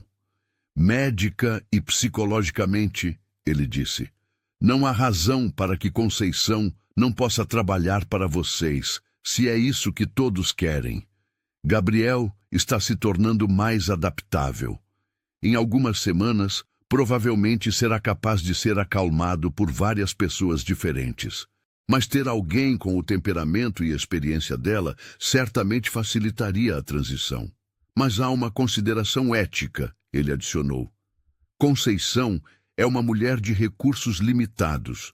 Uma oferta de $15.000 por mês é transformadora para ela de uma forma que vocês talvez não compreendam completamente. Ela pode sentir que não tem escolha real, que recusar seria insanidade financeira. Vocês precisam ter certeza de que ela realmente quer isso, não apenas aceita porque sente que não pode recusar. Eram palavras sábias, e Rodrigo as levou a sério.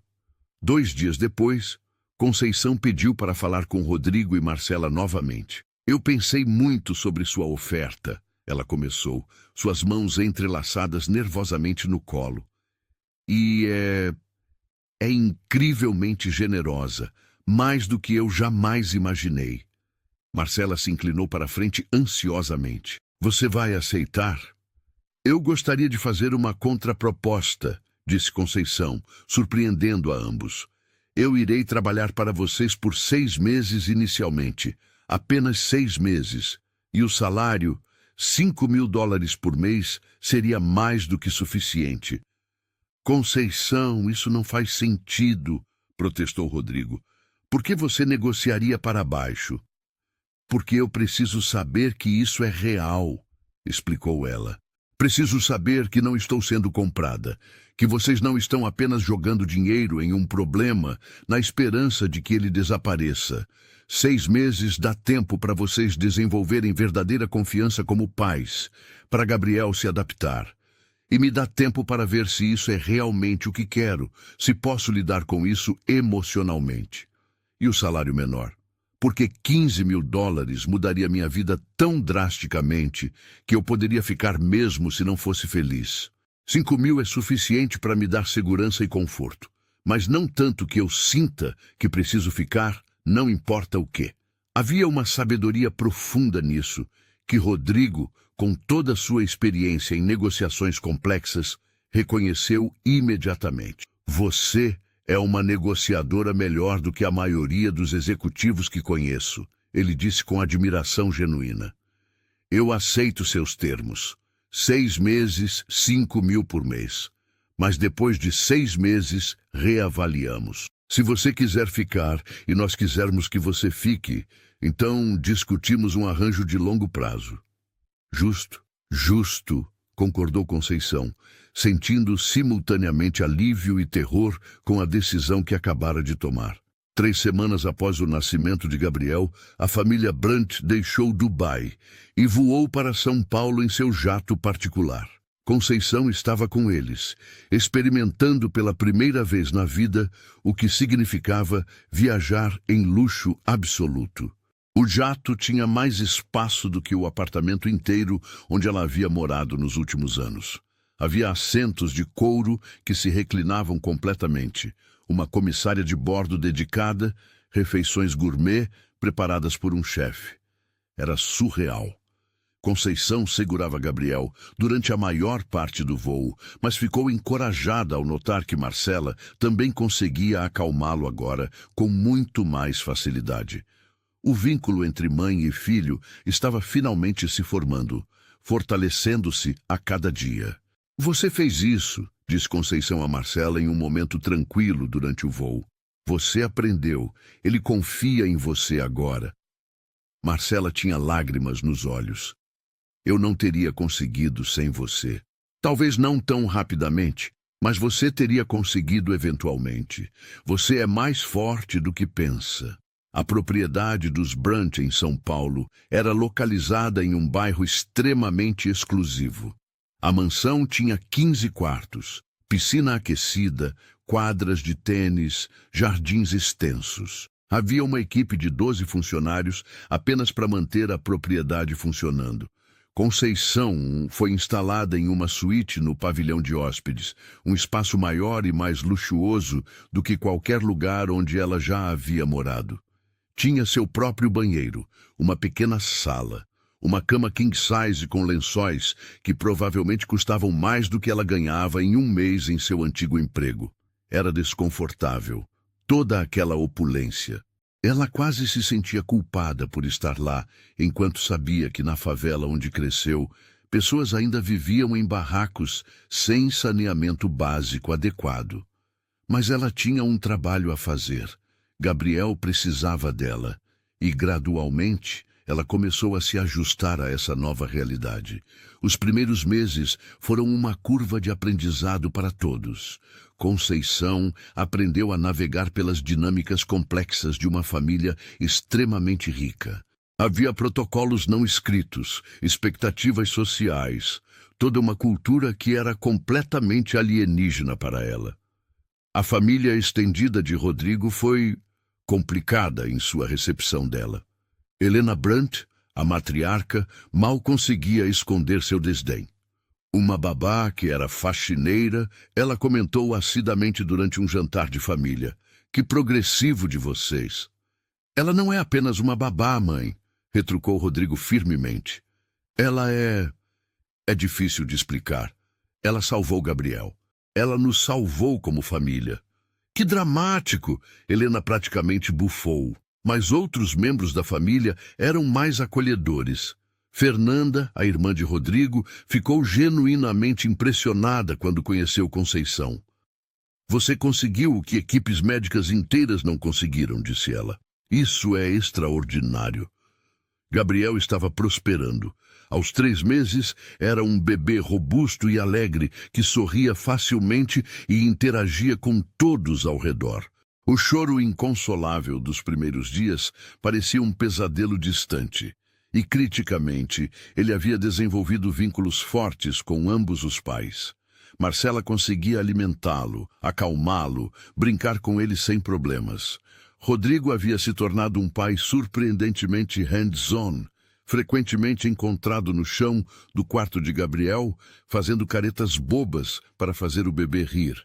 Vocês não precisam mais de mim, observou Conceição em uma tarde, observando Marcela embalar Gabriel para dormir com perfeita competência. Tecnicamente, talvez não, admitiu Marcela, mas queremos você aqui. Você se tornou família, Conceição, não apenas para Gabriel, mas para nós.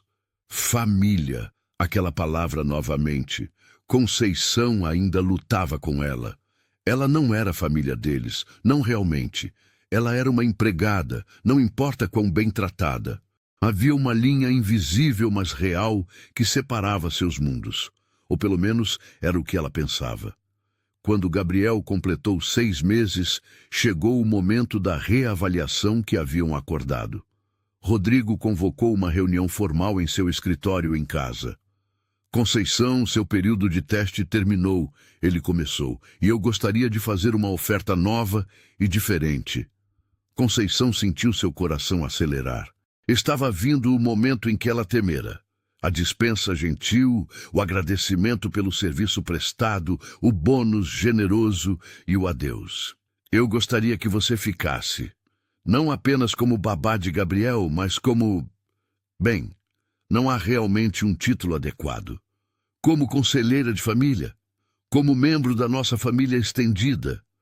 Alguém que está aqui não apenas para cuidar de Gabriel, mas para nos lembrar do que realmente importa. O salário seria os $15.000 que originalmente oferecemos, mais benefícios completos. Mas há mais. Eu configuraria também um fundo de aposentadoria substancial para você, garantindo que você tenha segurança financeira para o resto de sua vida. Conceição estava atordoada. Por quê? Vocês não precisam mais de mim dessa forma. Marcela é uma mãe incrível agora. Gabriel é um bebê feliz e saudável. Vocês conseguiram. Nós conseguimos porque de você, disse Marcela, que havia entrado no escritório. E sim, talvez possamos tecnicamente continuar sem você agora. Mas não queremos. Você nos ensinou tanto, não apenas sobre cuidar de Gabriel, mas sobre vida, sobre prioridades, sobre o que realmente importa. E Gabriel, adicionou Rodrigo, ele te ama, Conceição. Quando você entra no quarto, seu rostinho inteiro se ilumina. Você é importante para ele de uma forma que vai além de cuidado prático. Você é como uma avó para ele. Embora você seja muito jovem para esse título, mas você sabe o que quero dizer. Conceição sentiu lágrimas enchendo seus olhos. Uma avó.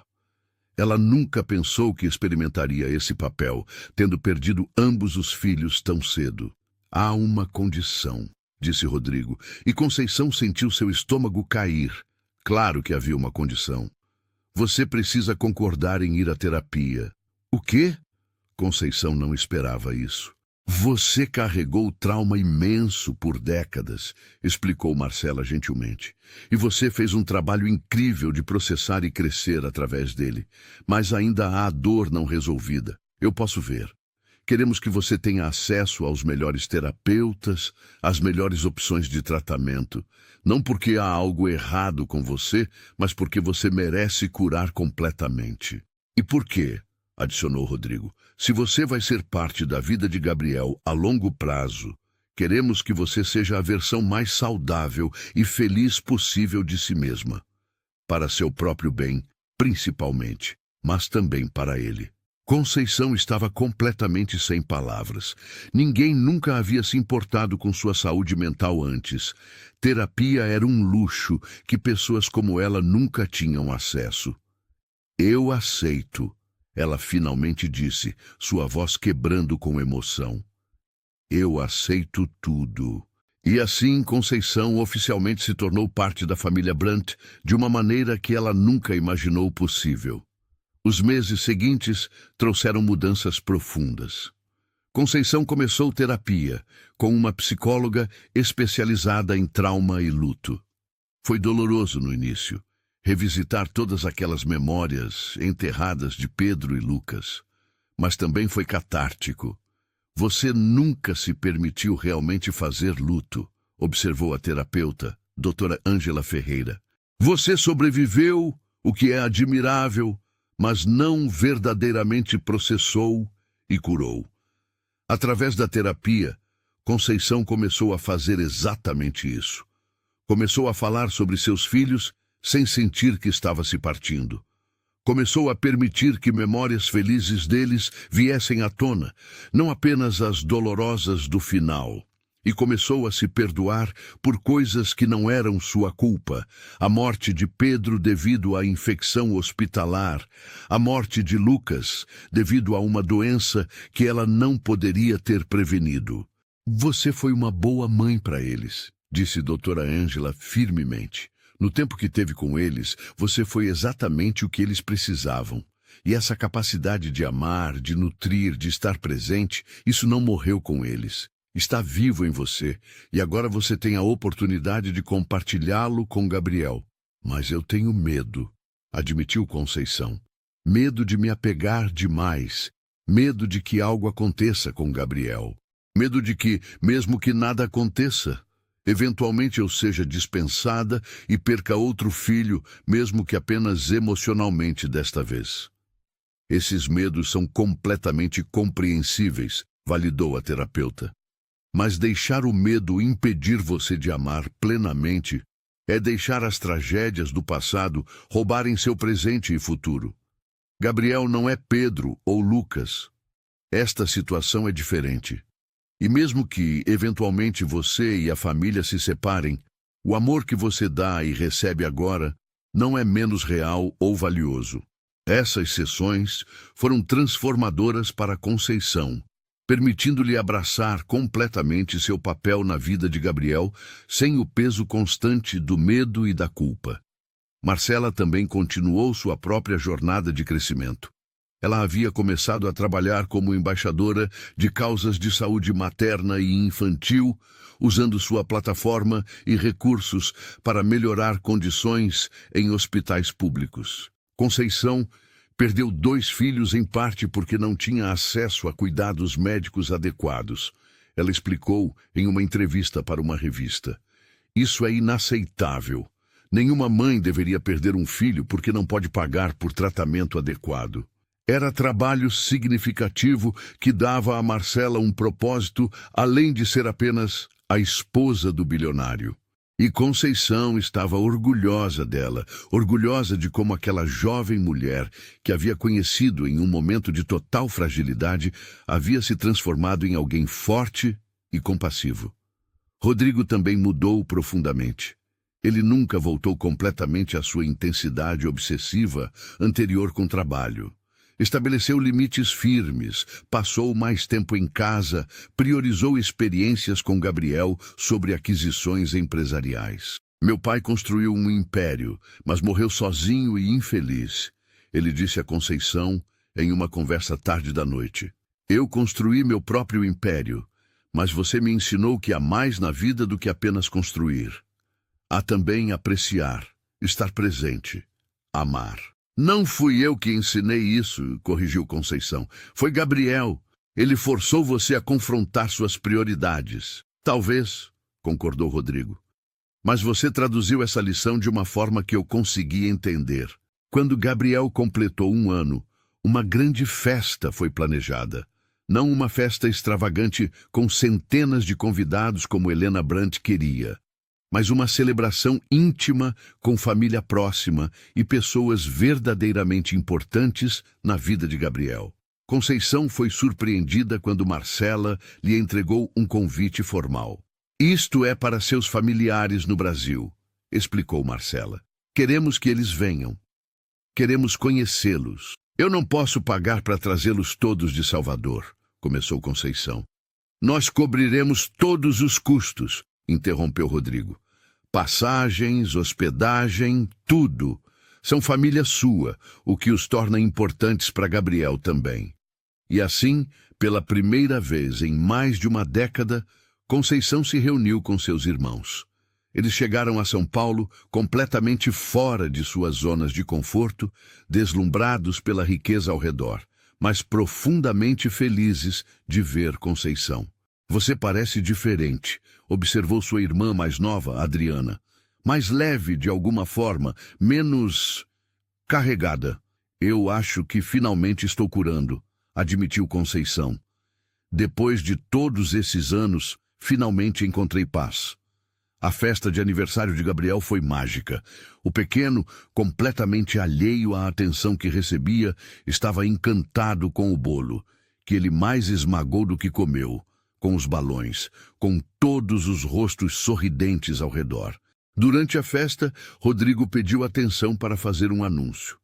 Há algo que Marcela e eu gostaríamos de formalizar hoje. Conceição, você se tornou incrivelmente importante para nossa família. Você salvou nosso filho quando ele mais precisava, nos ensinou a ser pais e se tornou uma presença constante de amor e sabedoria em nossas vidas. Gostaríamos de pedir que você seja oficialmente a madrinha de Gabriel, não apenas no nome, mas em todos os sentidos que importam. Você será reconhecida como parte permanente de sua vida e de nossa família. Conceição estava chorando abertamente agora, assim como metade das pessoas presentes. Sim, ela sussurrou. Sim, seria uma honra. O momento foi selado com abraços e lágrimas de alegria. Até Helena Brandt, que havia sido tão resistente no início, parecia genuinamente tocada. Mais tarde, Conceição se encontrou sentada no jardim com Gabriel no colo, observando as estrelas. O bebê... Não, ele mal era bebê agora. Estava crescendo tão rápido. Estava quase dormindo, sua respiração lenta e tranquila. Você salvou a mim também, sabia? Ela sussurrou para ele. Eu estava apenas existindo, apenas sobrevivendo. Mas você me deu razão para viver novamente. Me deu propósito. Me deu uma família. Gabriel deu um pequeno suspiro contente, aninhando-se mais profundamente em seus braços. Conceição pensou em Pedro e Lucas, em quanto tempo havia passado, em quanta dor ela havia carregado. E pela primeira vez ela conseguiu pensar neles sem aquela agonia aguda.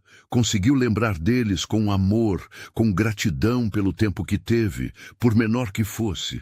Espero que vocês estejam em paz, meus meninos, ela murmurou.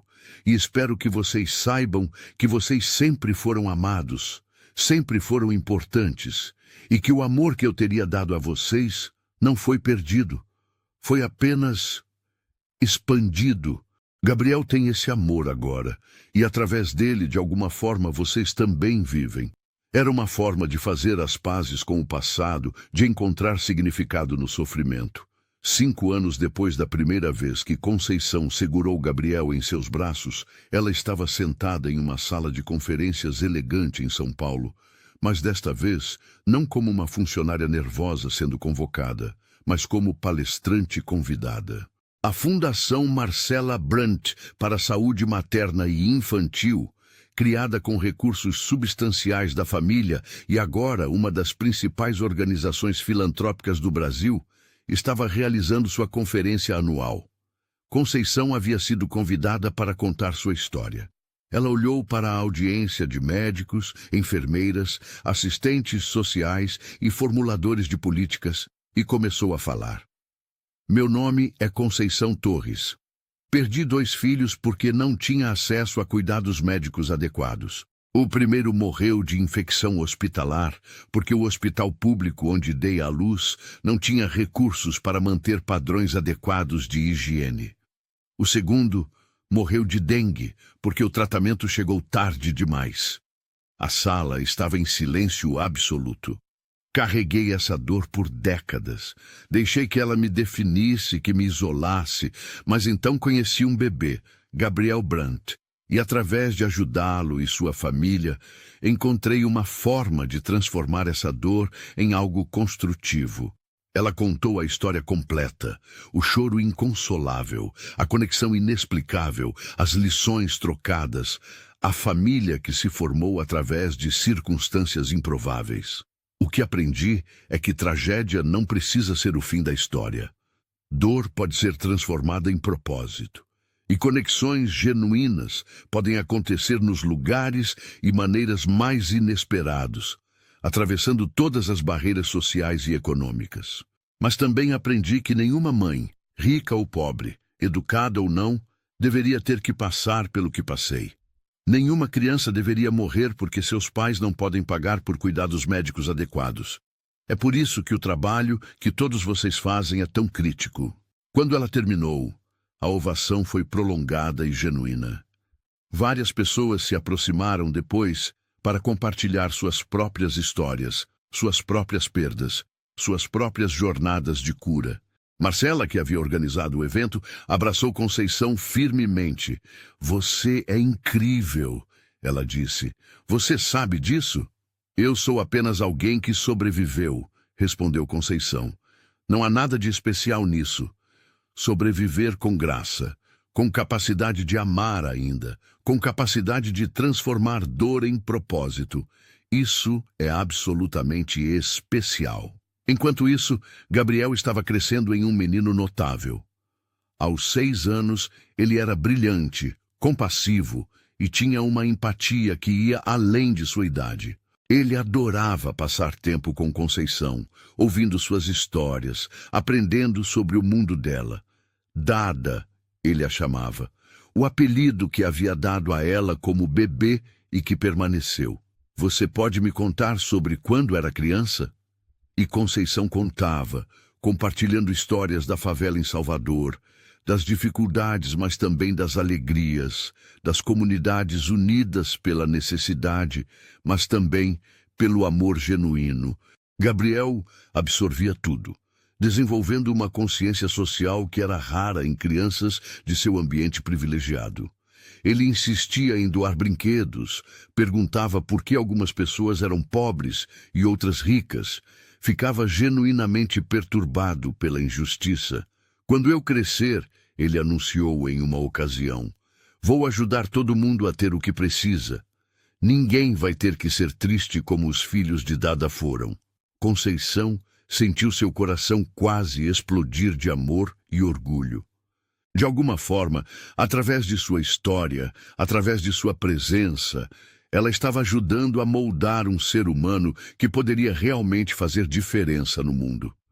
Rodrigo e Marcela tiveram 2 outros filhos nos anos seguintes, uma menina chamada Sofia e outro menino chamado Lucas, nomeado com permissão e bênção de Conceição em homenagem ao filho que ela havia perdido. Conceição estava presente para ambos os nascimentos, e ambas as vezes os bebês eram acalmados facilmente, não apenas por ela, mas por todos.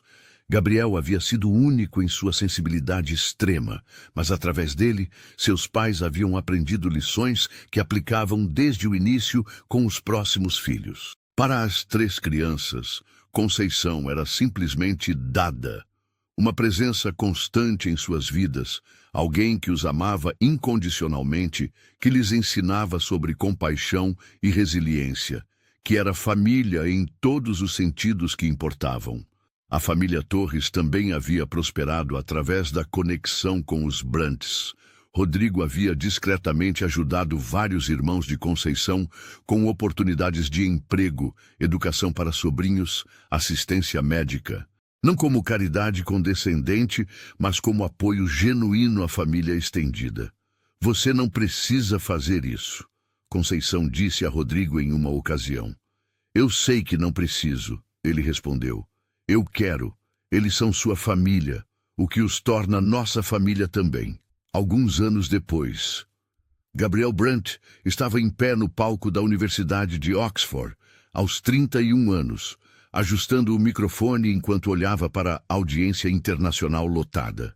Ele havia se tornado um dos principais pesquisadores mundiais em vínculos parentais e desenvolvimento infantil precoce, com um foco especial em como trauma e resiliência são transmitidos intergeracionalmente.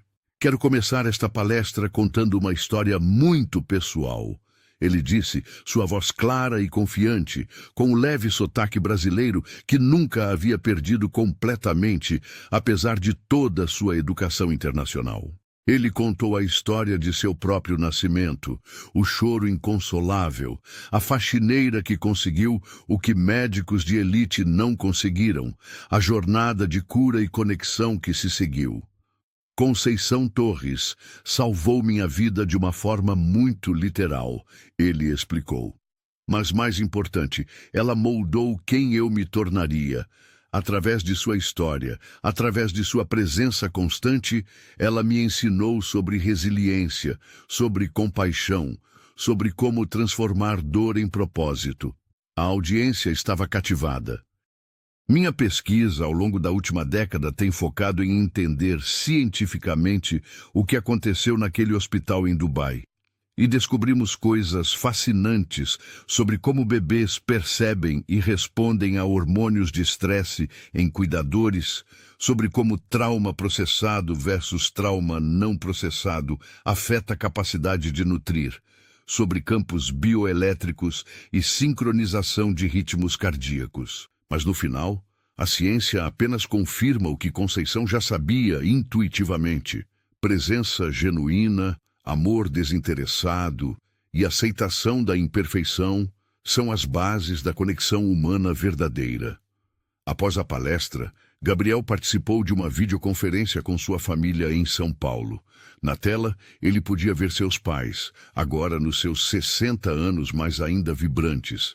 Seus irmãos Sofia e Lucas, ambos adultos agora com suas próprias carreiras. E Dada. Conceição estava com 83 anos agora. Seus cabelos eram completamente brancos e ela se movia mais lentamente, mas seus olhos ainda tinham aquela mesma profundidade serena, aquela paz que havia atraído um bebê desesperado tantos anos atrás. "Estou orgulhosa de você, meu menino", ela disse, sua voz um pouco mais fraca agora, mas ainda cheia de amor. "Você se tornou exatamente quem eu sabia que você seria."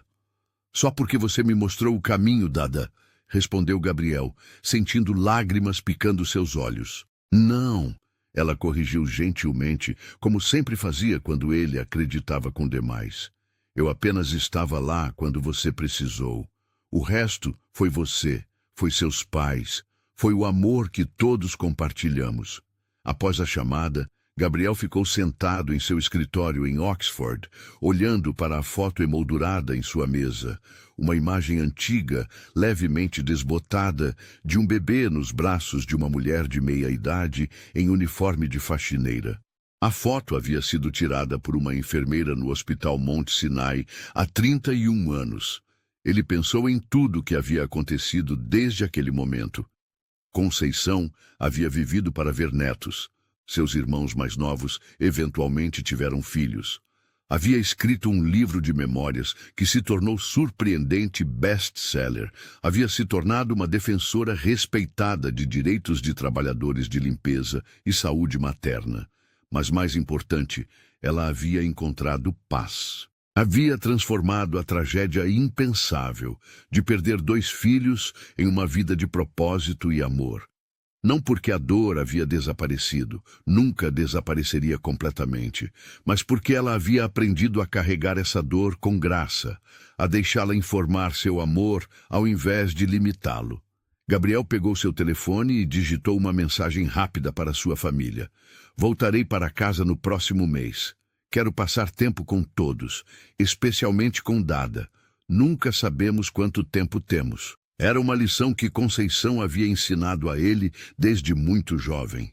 Aprecie cada momento, porque a vida é frágil e preciosa. Não deixe que medo ou ambição ou expectativas externas roubem o tempo com aqueles que ama. Era uma lição que ele carregaria pelo resto de sua vida. E em São Paulo, Conceição se sentou em sua suíte confortável na propriedade dos Brand. Um lugar que havia sido seu lar por 3 décadas agora, e sentiu uma gratidão profunda. Ela havia perdido tanto, mas também havia ganhado tanto. Havia 3 crianças que a chamavam de Dada, que a amavam como família.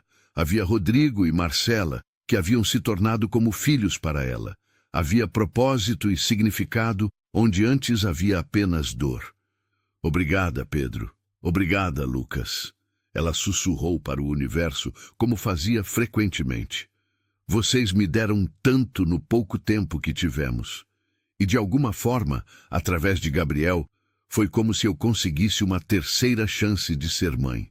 Não para substituí-los, nunca para substituí-los, mas para honrar o amor que teria dado a vocês. Espero que vocês estejam orgulhosos de mim. Espero que saibam que nunca os esqueci, nem por um momento. E espero que vejam o bem que veio de nossa história, por mais dolorosa que tenha sido. O sol se punha sobre São Paulo, pintando o céu em tons de laranja e rosa. E Conceição, sentada em sua cadeira confortável com uma manta sobre os joelhos, sentiu algo que não havia sentido em décadas de vida. Paz completa. Ela havia sobrevivido. Mais do que isso, ela havia florescido. E a história do bebê do milionário que só parava de chorar em seus braços havia se tornado uma história sobre como amor transcende todas as fronteiras, como cura é possível mesmo após perda devastadora, e como às vezes os anjos que mudam nossas vidas vêm dos lugares mais inesperados. E assim termina nossa história. Uma narrativa sobre amor que desafia expectativas, sobre cura que vem dos lugares mais improváveis, sobre como as pessoas aparentemente mais comuns podem ter os impactos mais extraordinários em nossas vidas. Esta história nos lembra que classe social, riqueza, posição, nada disso importa tanto quanto a capacidade de amar genuinamente, de estar presente, de transformar dor em propósito. Conceição não tinha diplomas universitários, não tinha riqueza material, não tinha poder social, mas ela tinha algo muito mais valioso, sabedoria nascida de sofrimento superado e um coração que ainda conseguia amar apesar de ter sido partido múltiplas vezes. Se você chegou até o final desta longa jornada emocional, muito obrigado por nos acompanhar. Sabemos que investir horas ouvindo uma história é um compromisso significativo e honramos esse compromisso dando o melhor de nós para tocá-lo. Antes de ir, tenho um pedido especial. Se esta história tocou seu coração de alguma forma, se você sentiu algo profundo ao acompanhar a jornada de Conceição, Gabriel e a família Brant, deixe a palavra esperança nos comentários. Queremos saber quantas pessoas assistiram até o final e foram movidas por esta narrativa de perda, amor, cura e redenção. E claro, se você ainda não é inscrito no canal, não se esqueça de clicar no botão de inscrição e ativar o sininho para não perder nossas próximas histórias emocionantes. Deixe também seu like. Isso ajuda muito o canal a crescer e continuar trazendo narrativas que tocam corações e inspiram mudança. Compartilhe este vídeo com alguém que precisa ser lembrado de que a cura é possível, de que amor pode vir dos lugares mais inesperados, de que nossa história não termina com nossa dor. Até a próxima, amigos. E lembrem-se, às vezes os anjos que mudam nossas vidas não vêm do céu, mas aparecem empurrando carrinhos de limpeza, carregando histórias de sobrevivência e corações ainda capazes de amar. Que possamos sempre reconhecer e honrar o valor em cada pessoa, independentemente de sua profissão, posição social ou origem. Um abraço enorme a todos e nos vemos na próxima história.